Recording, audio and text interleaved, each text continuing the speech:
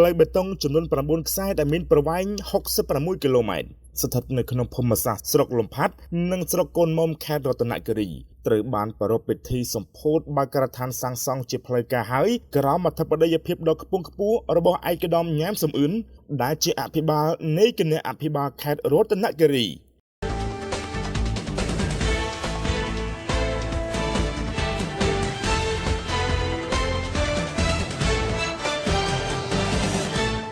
បងប្អូនប្រិយមិត្តជាទីមេត្រីក្រុមហ៊ុន Nongsaran មានសំណាង Investment and Construction Import Export ICO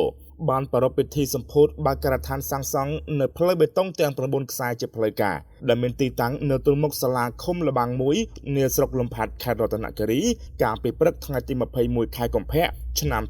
2025នេះក្រោមអធិបតីភាពដ៏ខ្ពង់ខ្ពស់របស់ឯកឧត្តមញ៉ាមសំអឿនដែលជាអភិបាលខេត្តរតនគិរីក្នុងនោះលោក Nongsaranដែលជាអភិបាលក្រុមហ៊ុន Nongsaran មានសំណាង Investment and Construction Import and Export បានលើកឡើងថាដែលមើលឃើញអំពីសក្តានុពលនិងភូមិសាស្ត្រស្រុកលំផាត់និងស្រុកកូនមុំនៃខេត្តរតនគិរីគឺជាតំបន់ទេសចរនិងជាប់ក្រុងបានលុងដែលមានសភាពក្រឡុកនិងខូចខាតជាច្រើនកន្លែងមិនទាន់ត្រូវបានសាងសង់និងសាងសង់ហើយក៏ប៉ុន្តែត្រូវបានខូចខាតដោយការហូរច្រោះពីទឹកភ្លៀងនិងការប្រើប្រាស់មិនត្រឹមត្រូវទើបមានការស្នើសុំអាជ្ញាធរស្រុកនិងខេត្តដើម្បីធ្វើយ៉ាងណាសាងសង់ផ្លូវខាងលើនិងដើម្បីកែប្រែពីផ្លូវដីក្រហមជាផ្លូវបេតុងដើម្បីចូលរួមចំណែកកិច្ចការអភិវឌ្ឍឃុំសង្កាត់ក្រុងស្រុកនិងខេត្តក៏ដូចជាចូលរួមចំណែកជាមួយនឹងរដ្ឋាភិបាលនៅក្នុងការកាត់បន្ថយភាពក្រីក្រ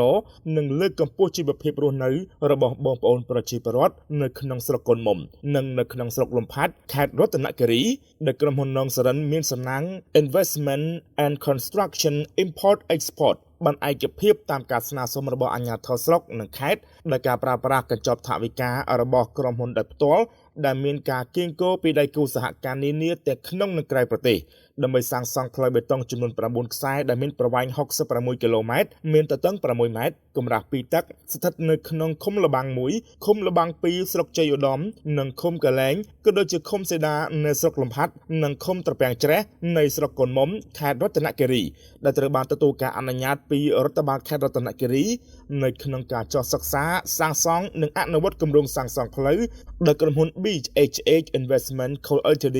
តំណាងដោយលោកវង្សសេរីរតនាដែលជាអគ្គនាយកក្រុមហ៊ុនក្នុងនោះលោក Nongsaran បានថ្លែងអំណរអគុណទៅដល់រដ្ឋបាលខេត្តរតនគិរីដែលបានយកចិត្តទុកដាក់នៅក្នុងការចុះសម្របសម្រួលជាមួយនឹងអាជ្ញាធរមូលដ្ឋានដើម្បីឲ្យក្រុមហ៊ុនបានបើកការដ្ឋានសាងសង់ផ្លូវខាងលើជាផ្លូវការក្នុងភូមិសាស្ត្រខេត្តរតនគិរីប្រកបដោយភាពរលូននិងដើម្បីឆ្លើយតបតាមការស្នើសុំរបស់អាជ្ញាធរស្រុកនិងខេត្តក៏ដូចជាតម្រូវការរបស់បងប្អូនប្រជាពលរដ្ឋនៅក្នុងមូលដ្ឋានក្នុងនោះដែរលោក Nongsaran បានសំណូមពរទៅដល់បងប្អូនប្រជាពលរដ្ឋអាជ្ញាធរមូលដ្ឋាននិងជំនាញពាក់ព័ន្ធសូមជួយផ្ដល់កិច្ចសហការសម្របសម្រួលជាមួយនឹងក្រុមហ៊ុនទទួលការសាងសង់ដើម្បីឲ្យការសាងសង់អាចដំណើរការបានដោយរលូនតាមការគ្រោងទុកនិងឈានទៅដល់ការបិទបញ្ចប់គម្រោងសាងសង់ជាស្ថាពរនៅរយៈពេល2ឆ្នាំខាងមុខនេះទៀតឆ្លៀតក្នុងឱកាសនេះលោកក៏បានស្នើសុំទៅដល់អាជ្ញាធរដែនដីសូមជួយផ្សព្វផ្សាយឲ្យបានទូលំទូលាយទៅដល់បងប្អូនប្រជាពលរដ្ឋរបស់ខ្លួនដែលរស់នៅតាមបណ្ដោយផ្លូវសូមចូលរួមសហការប្រកបដោយប្រសិទ្ធភាពនិងសម្របសម្រួលដោះស្រាយរាល់បញ្ហាដែលកើតមានឡើងជាយថាហេតុក្នុងនោះដែរលោកក៏បានបន្តទៀតថាក្នុងនាមលោកផ្ទាល់ដែលជាអភិបាលក្រុមហ៊ុនសង្ឃឹមយ៉ាងមុតមាំថាគម្រោងខាងលើនេះនឹងទទួលបានភាពជោគជ័យតាមការគ្រោងទុកនិងក៏ជាសមិទ្ធផលដ៏ថ្មីស្រឡាងរបស់ក្រុមហ៊ុនផងដែរហើយលោកនឹងបន្តពិនិត្យពិចារណាគាំទ្រអនុវត្តនៅគម្រោងផ្សេងៗទៀតនៅក្នុងខេត្តរតនគិរីផងដែរ